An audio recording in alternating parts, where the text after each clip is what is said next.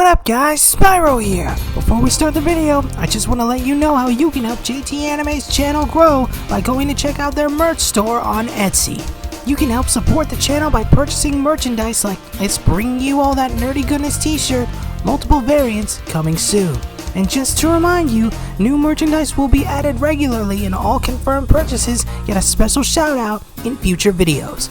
You can also support them at their Buy Me a Coffee page where they'll soon be offering membership exclusive content such as new videos and more of their original and upcoming content like JT Anime and Nerd's new Pendragon Knights of the Round, one of many stories in JT Anime's new superhero universe. Finally, be sure to check out their Amazon affiliate links in the description and pinned comment below. You can not only find incredible products, but also help them toward our goal of turning this YouTube channel into a full-time gig, so they can provide you with higher quality content. So be sure to Hulk smash that subscribe button for more content. JT Anime and Nerd, bring you all that nerdy goodness. Enjoy the video.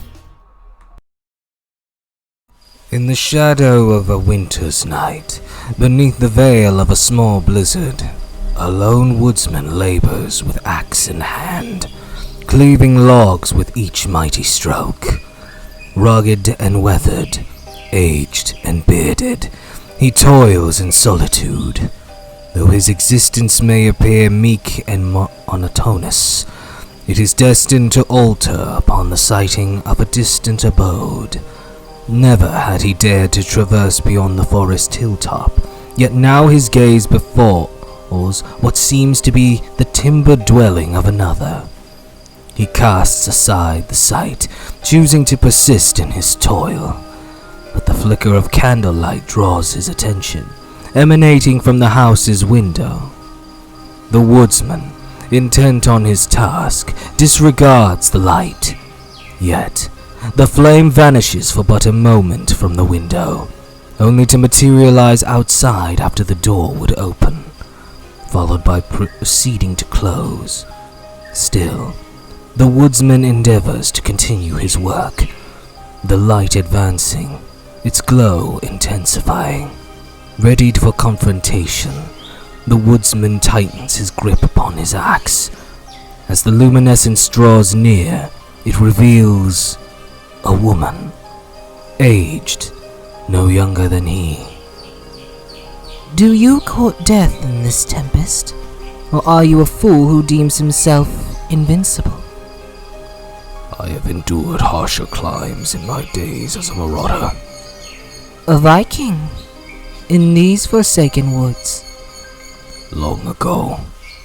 Now, I am but a humble woodsman, craving only solitude. Solitude, you say? You have wandered to the wrong fringe of the forest if it is solitude you seek. Come, you are in need of respite and sustenance. I prefer to persist in my labor. 'Twas not a request. Within the humbled cabin of the elderly woman, the woodsman, though reluctant, crosses the threshold, his countenance tinged with unease, yet the woman's insistence prevails. Forgive my abruptness, but I must insist we maintain silence. You live not alone. I am not. This is all you need to know. Very well. The woman then hands the woodsman a lone cup. Warm tea to soothe the body. The woodsman drinks the tea, only to then feel a strange sensation throughout his body. What is? A strange vigor courses through the woodsman, as if the day's toil had been erased. He feels he could labor throughout the entire night, and the cold, a swift and distant memory. What is this? The herbs of this forest possess unique properties. I am surprised you knew nothing of it, woodsman. You cut down the source of these ingredients every day, yet you know nothing of their gifts. There is more to the trees than a means for flame to the hearth. The woman stirs her tea with a wooden spoon, making no move to even drink it. Tell me, How does a Viking find himself in the forests of France? Scandinavia is quite a ways from these lands. How does one of English descent find herself in the middle of the forests of France? One would think they'd find themselves within the haven of one of the kingdoms or villages. So we are to participate in a telltale game of cat and mouse, I see. I am grateful for your hospitality, but my past is best left buried. More blood on your hands than you care to admit? More than I wish I could erase. Ranmir? The woodsman looks up to see a small blonde girl, rubbing her eyes, seemingly roused from slumber. The woman attends to the child. Oh, Blanchette. Why are you awake at this hour? Nightmare. The woman cradles the girl. Come, let us return you to bed. The woodsman remains seated, listening to the woman soothing the child, counting sheep, a practice familiar to him. After a moment, the woman exits the child's chamber, closing the door softly behind her. The woodsman stands. Perhaps I have overstayed my welcome. In an instant, the woman pulls him into a fervent kiss. Though taken aback, he does not resist. Soon, they find themselves entwined in the same bed, their garments strewn about, the woman smoking a pipe after their passionate encounter. Was this merely a ruse? Consider it an exchange, Woodsman, for your silence, pretending she does not exist from here on out. Cassius. Pardon? My name. Cassius. Edith. As the days passed, their nightly trysts continued. A pact where Cassius vowed never to acknowledge the girl, a vow that only fueled his curiosity. Yet he abided by his promise, never to speak of, recognize, or even ponder the girl's existence, though only 2 of these 3 edicts were ever truly honored. Upon the first dawn of summer, as Cassius cleaved logs, the girl appeared, silently observing him, stoking his curiosity. Despite his oath, he found it impossible to ignore the child before him. For what purpose do you linger here, child? Are you my Grandpierre? I don't. Are you my grandfather? Oh, no, child. I am not. I know not who your grandfather is, either. So he is gone, like Mier and Mier. Your parents? Blanchette! Blanchette, disheartened, turns to her grandmother. Edith kneels, gently cradling the girl's face in her hands. You know better than to stay from my sight. Would you have that dreadful wolf find you? Blanchette merely shakes her head. Return home. For this there shall be no supper, but we may yet continue our crafting, should you wish it. Thank you, Grandmere. Cassius merely continued his labor, as Edith sighs in frustration, while Blanchette returns home. I suppose our accord is done then, for I have broken my word. Edith does nothing more than smirk at the woodsman as he cleaves his next log. That night, they find themselves in bed once more, the aftermath of their intimate encounter settling into silence as Edith smokes her pipe. She is my daughter's child. Cassius can only focus, absorbing Edith's words, both present and future. I've held a secret reputation in my life, one I wish to protect her from. Reputation. Strange things have always befallen me. The man I loved was a mystery, but I loved him nonetheless. It was the same with Blanchette's father when he came into my daughter's life. Perhaps my daughter, Charlotte, bore the same curse as I. This begs the latest question. Cassius tries to maintain his emotional guard, but he finds himself vulnerable under Edith's knowing smirk. How does a Romanian become a Viking in Scandinavia, and then a woodsman in France? Cassius hesitates, unable to refuse her, yet not ready to answer. All he can do is process the reality of his exposed identity. Perhaps a tale to ease your mind. I know one of a phantom. Cassius looks away, choosing his next words with care and fragility. I have but one story to tell. 'Tis a story of a boy who cried wolf.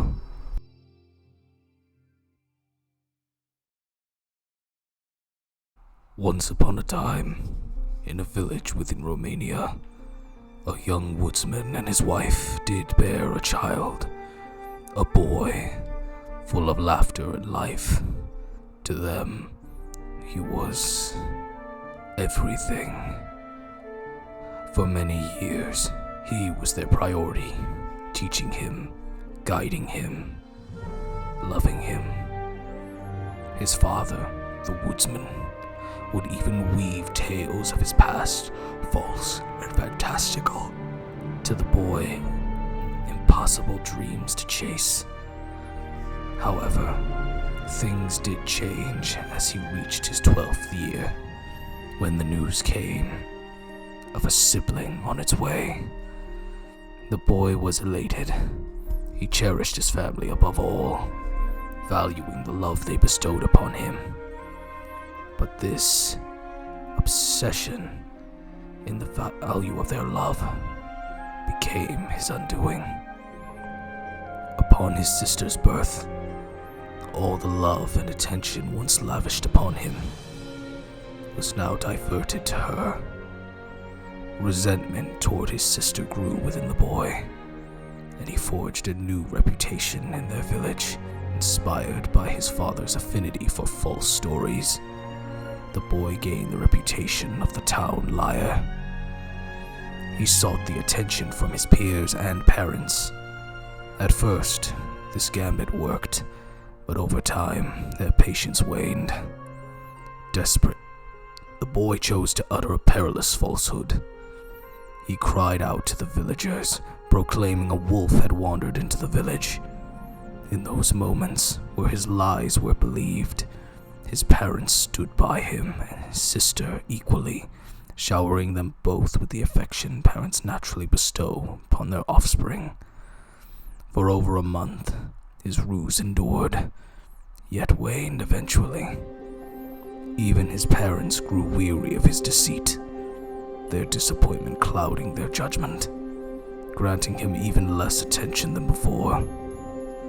One day, the boy was entrusted with the care of the sister he resented so much, a task he loathed but could not refuse. He failed to grasp that this was his parents' attempt to foster a bond between them, so the animosity would finally cease. Yet fate would twist their intentions. The boy persisted in his falsehoods about the wolf, until all, even his parents, ceased to heed his cries. And then, in that fateful moment, the boy turned to see that a wolf had truly appeared, seizing the basket in which his sister lay cradled. Witnessing this, the boy cried out with all of his might until his voice strained, proclaiming that the wolf had entered the village and taken his sister. But none heeded his call, for his deceit had rendered him untrustworthy. No truth could they discern from his lips. All the boy could do was fall to his knees, groveling and pleading with his parents to listen. Only when his mother beheld his tears did she realize the veracity of his words. But it was too late. The moment it was realized that the boy's sister was taken and gone, everything changed. Whatever love the father held for the boy vanished. The resentment the boy harbored for his sister was now mirrored by his father upon him. His mother, though never seeming angry, sought solace in drink. Yet even through her despair, she seemed to recognize her error and endeavored to show her boy love. But the boy could only wonder, was it true maternal love, or merely a desperate attempt to cling to her last remaining child? That night, the boy understood the gravity of his mistake and chose to act. Under the cover of darkness, he seized his father's axe and ventured into the forest, determined to pursue the wolf and save the sister he once resented. And did he? No. He perished, ravaged by a pack of wolves, none of which had taken his sister. Edith then gazes upon the scars marking Cassius's body, the remnants of fangs and claws. She smiles softly. Very well. Edith sets her pipe aside and wraps her arms around the woodsman, much to his surprise and curiosity. Let us rest until morn, my woodsman. Cassius hesitates, then deciding not to wrap his arms around Edith. Yet, for the first time in so long, the woodsman felt.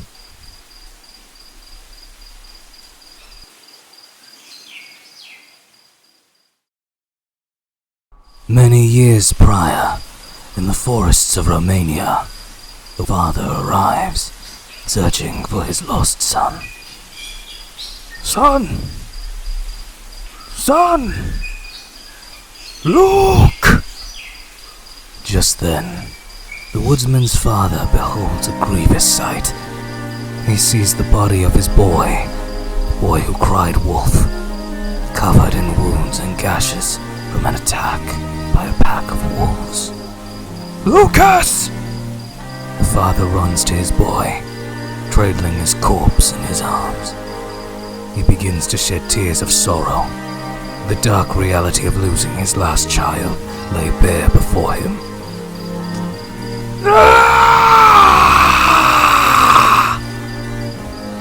Suddenly, the pack of wolves that attacked the boy appears. It's Alpha standing before the father. The childless woodsman can do nothing more than look up at the wolves with tears streaming down his eyes. Yet his eyes now filled with dark hatred and rage. He picks up the axe his son had stolen from him, wielding it with deadly intent and a killer instinct. The wolf pack growls and bares their fangs. The woodsman stands his ground. Lovieste unlu singurati. Aitava unma.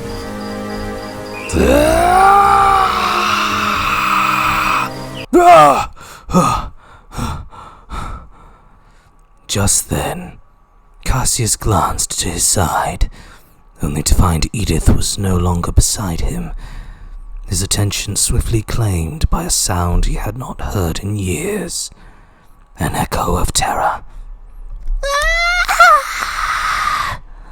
Hearing this, Cassius storms out of his cottage, axe in hand. He plunges into the deep woods, where he finds none other than Blanchette, pursued by a fearsome wolf, its body marred with scars, a beast seasoned by countless battles. As the wolf corners the young girl against a tree, Cassius places himself between the child and the beast. The woodsman stands tall, prepared to fight to the death. Strike a lone wolf. The pack will follow. The woodsman charges forth. In that instant, a memory floods Cassius's mind. flashing back to a time many years past, when a younger Cassius stood within the forge of his Thane's stronghold, as a particular weapon was being forged, its edge gleaming with the promise of bloodshed. The weapon is revealed to be the Woodsman's axe. The Thane grasps it firmly, and then presents it to young Cassius. May the moon itself tremble at this blade. Another flash reveals a silhouetted Cassius mowing down his enemies in a bloody rage, wielding his new axe. Upon closer inspection, the right flank of his axe blade bears a carving of a wolf bearing its fangs beneath a crescent moon. Back in the present, Cassius returns to his sense, as if the fury of battle had left him in a trance. He looks down to see the battle-worn wolf, now mutilated, as though torn apart by a wild beast. Cassius turns to Blanchette, only to see a look of sheer horror etched upon her face. He steps toward her. Are you alright? No,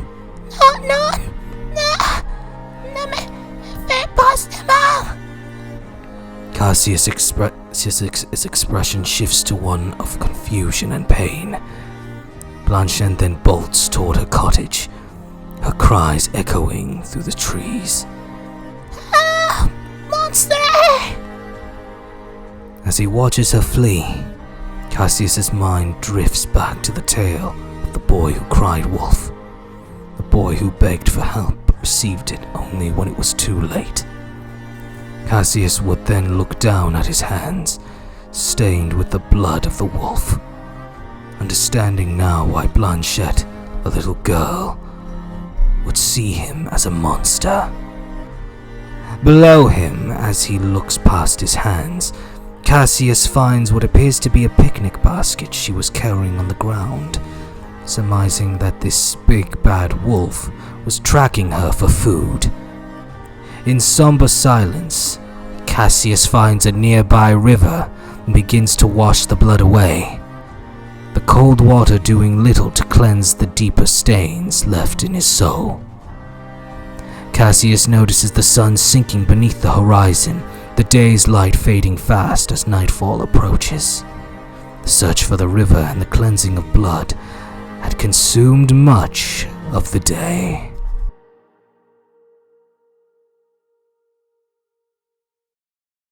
As he made his trek back home, darkness greeted him on his return. But just as he neared his cottage, the air was pierced by a scream. Blanchette's scream, emanating from within her home. Within the cottage, Blanchette retreated, her small form backing away from a snarling unknown beast. Cassius burst through the window, shards of glass cutting into his flesh as he once again positions himself between the girl and whatever terror awaited. When he looked up, however, his battle-hardened demeanor crumbled into one of sheer shock at the sight before him. His mind flashed back to years earlier, when a younger Cassius served as a raider under his leader, who had risen to the rank of Thane in their homeland. Together, they stood atop the stronghold, surveying the battlefield. The enemy possesses a berserker in their ranks. Vile beast. A berserker is merely a man in the guise of a beast. My family, they know of a true beast. Tell me, Housecarl, have you never heard the tale of the Moonlight Beast? Cassius shakes his head, ignorant of the lore. The Moonlight Beast is said to take the form of a wolf, yet possesses the body of a man. The Thane walks toward the forge, where molten metal sizzles and sparks as the axe is near to completion. A true monster, no doubt born from the loins of Hell herself. Together, they watch as the axe nears its completion, its blade shaped to deal a great death. My father encountered this moonlight beast. It brought him to the brink of death, but he succeeded in slaying the creature. Back in the present, Cassius stares at the terrifying beast before him, the memories merging with the grim reality of the moment. The beast is known. The creature before Cassius took shape, its grotesque and fur-covered form becoming clear in the moonlight. A were-beast. We interrupt this broadcast to give you awesome merch! Support JT Anime Nerd by purchasing from his merch store on Etsy, like this Why So Serious Joker hat, or this I Always Come Back Springtrap hat. You can even support the creator himself by purchasing the Bring You All That Nerdy Goodness shirt. Multiple variants coming soon. Supplies may be limited, but new merch is added regularly. You can visit the shop by clicking the link below in the description and pinned comment section. And if you make a purchase, let us know in the comments below and we'll be sure to give you a shout out with every purchase at the end of each video. Enjoy JT Anime Nerd, bringing you all that nerdy goodness. And be sure to Hulk smash that subscribe button if you wish to see more of JT Anime Nerd's videos. Thanks for watching! The were-beast's howl echoed through the night, a primal cry that reverberated beyond the small, secluded cottage. Cassius, the woodsman, felt the chill of that sound, yet it only steeled his resolve. With no hesitation, he charged at the beast, his powerful frame slamming the werewolf into the bed behind it, the wooden frame splintering under its weight. Blanchette, frozen in terror, watched from behind, her eyes wide with fear. "Run, girl! Run now!" The were-beast, quick to recover, sprang back to its feet, the moonlight pouring through the cottage windows and glinting off its fur, giving off a mysterious, otherworldly glow. With a feral snarl, the creature lunged at Cassius, nearly pinning him to the floor. But the woodsman's axe found its mark, the silver blade biting deep into the beast's shoulder. Cassius's left arm strained to keep the werewolf's snapping jaws from reaching his throat as they wrestled for dominance. In that moment of struggle, Cassius noticed something strange. The moonlight that bathed the werewolf seemed to be drawn into the axe, illuminating the wolf sigil carved into its blade. As the light intensified, a memory surged into Cassius's mind, the voice of his thane speaking once more. It is said that beasts of the moon can absorb the moon's light through their fur. But silver absorbs the moonlight, turning the beast's own strength into its greatest weakness. A silver weapon, forged in the light of the moon, can do more than slay the beast. It can slay the moon itself, and thus, the silver light was born. The words of his thane rang true as Cassius witnessed the power of the moonlight coursing through the axe, weakening the were-beast with each passing second. The beast's growls became more frantic, its movements more desperate, as if it could sense its doom drawing near, while the moonlight it absorbed was being drained from its very body. In a frenzied bid for survival, the were-beast lunged, sinking its fangs deep into Cassius's shoulder. The beast's cursed blood sought to intertwine with the woodsman's own, to pass the monstrous legacy of the lycanthropy. But Cassius, driven by his will as the silver in his blade, shoved the beast away with a surge of strength, staggering to his feet. Realizing the dire nature of the wound, knowing full well the dark transformation it promised, Cassius made a swift and harrowing decision. With a single precise motion, he wielded his own axe against himself, slicing through the bit, severing flesh and ensuring whatever taint the beast's bite carried would be purged with it. The werebeast, sensing its prey's weakening resolve, charged once more, its eyes aflame with the moon's malevolent light. As Blanchette looked on in terror, the full moon reached its zenith, casting an eerie glow over the blood-soaked scene. Time seemed to slow for Cassius. In the corner of his vision, he saw a dark, spreading pool of blood near the shattered bed. Blood that could only belong to Edith, the woman whose companionship awakened in him a long-forgotten tenderness. Realization struck him like a thunderbolt, focusing his mind into a singular point of rage and sorrow. In that moment of clarity, Cassius unleashed his fury with a speed that startled even the monstrous werebeast. He struck, the silver axe carving through the beast's torso with vicious precision. The creature staggered, its eyes wide with mysterious shock as pale tendrils of moonlight seeped from its gaping wound. For the first time, the werebeast beheld not a mere man, but a force of nature, a warrior who had harnessed the moon's curse and turned it against its progenitor. The beast's confusion turned to unexpected fear as it stared into the unbridled rage within Cassius's eyes, a wrath as primal as the beast's own savagery.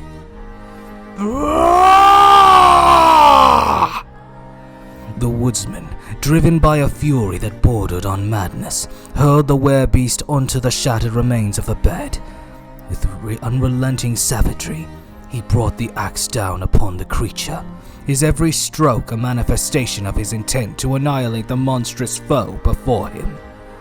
Each blow reverberated with the echoes of his past, as memories of his younger self, the woodsman and father, and the boy who cried wolf known as Lucas, rushed to the surface of his mind.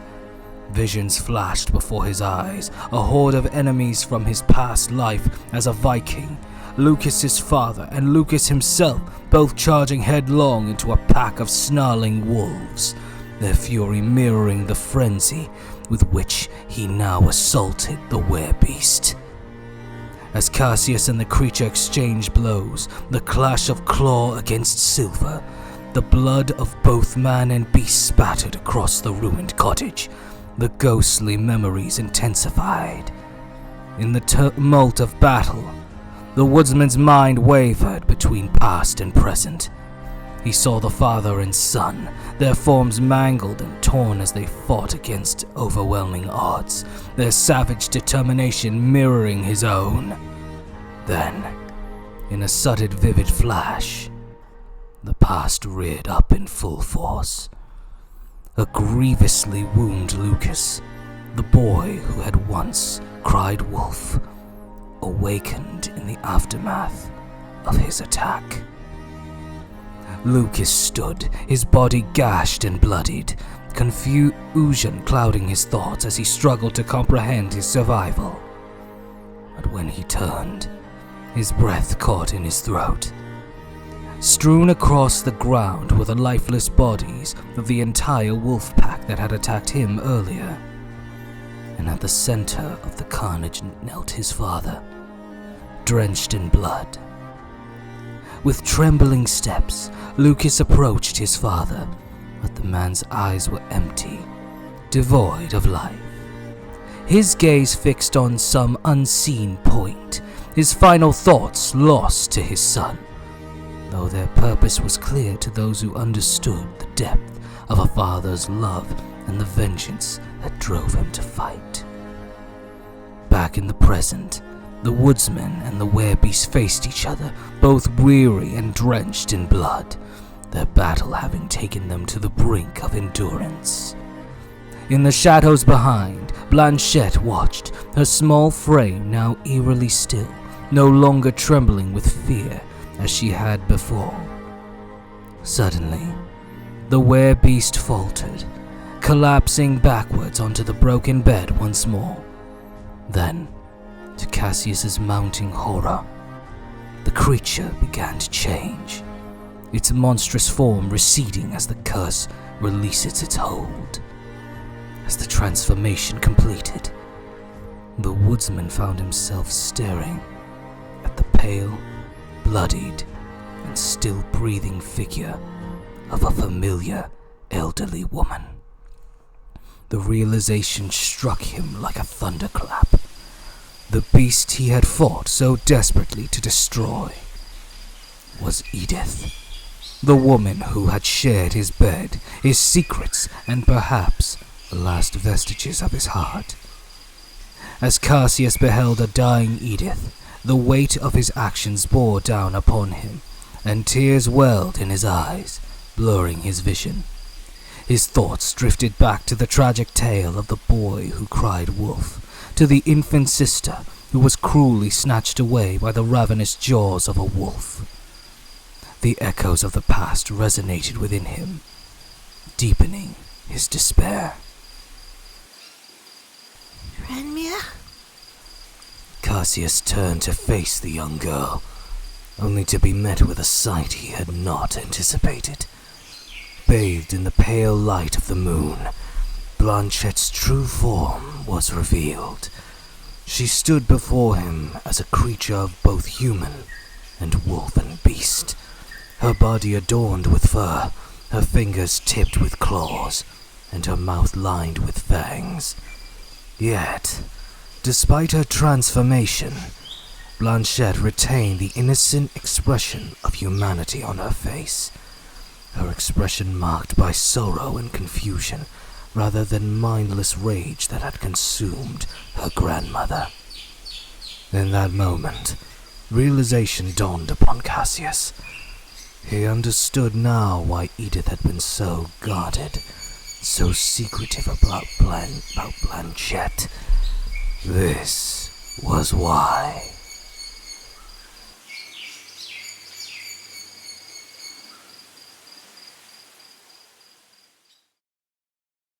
I hope you guys enjoyed this video. If you did, be sure to check out our merch store, buy me a coffee page, and Amazon affiliate link linked in the description and pinned comment below, so you can help us expand the channel and give you guys higher quality content. Also, if you want to check out our original content, be sure to check out the playlists linked in the description below. With all that said and done, I'm JT Anime, and I'll check you guys later.